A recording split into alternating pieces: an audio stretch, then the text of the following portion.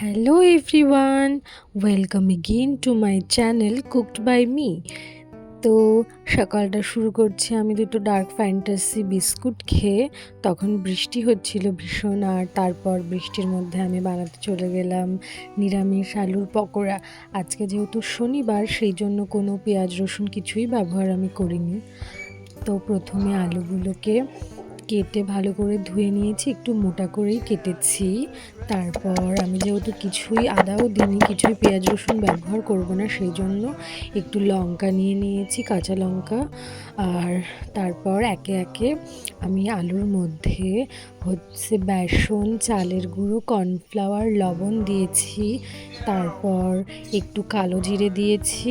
কালো জিরে দিলে খুব ভালো টেস্ট আসবে, আর কালো জিরে আমার সব থেকে ফেভারিট ফোড়নের মধ্যে। তারপর হলুদ দিয়েছি, দেন শুকনো লঙ্কার গুঁড়ো ইউজ করেছি। তারপর সেটাকে ভালো করে মিশিয়ে নিয়েছি, আর তার মধ্যে লঙ্কার পেস্টটাও দিয়ে দিয়েছি। তো তারপর হালকা একটু জল দিয়েছি, জল দিয়ে আমি হাত দিয়ে মেখে নিয়েছি। কিন্তু প্রথমেই বেশি জল দেওয়া যাবে না, কারণ পরে লবণের থেকে এবং আলুর থেকে জল ছেড়ে ওটা অনেকটাই জল হয়ে যাবে।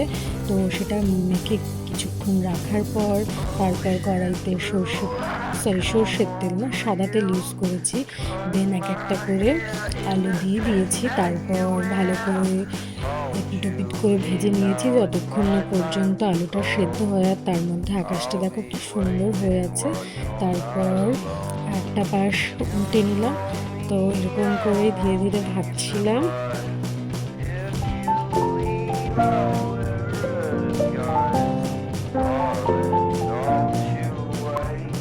এবার ভালো করে লাল লাল করে ভাজা হয়ে গেছে, দেখো গোল্ডেন কালার হয়ে গেছে। এবার আমি নামিয়ে নিচ্ছি তেল থেকে। কি সুন্দর কালারটা হয়েছে, আর খেতেও খুব ভালো হয়েছিল। আমার কাছে যেহেতু টিস্যু পেপার ছিল না, তাই জন্য আমি একটা পেপারের উপরে নামিয়েছি তেলটাকে শুষে নেওয়ার জন্য। টিস্যু পেপার ইউজ করলে ভালো হতো, কিন্তু আমার কাছে ছিল না। তারপর সসের সাথে গরম গরম পরিবেশন করুন, খুব ভালো হয়েছিল খেতে। যেহেতু নিরামিষ, আমি শুধুমাত্র লঙ্কা বাটা ছাড়া আর কোনো কিচ্ছুই দিইনি। আর কালো জিরে, লবণ, হলুদ আর গরম মশলা আর লঙ্কার গুঁড়ো, ব্যাস।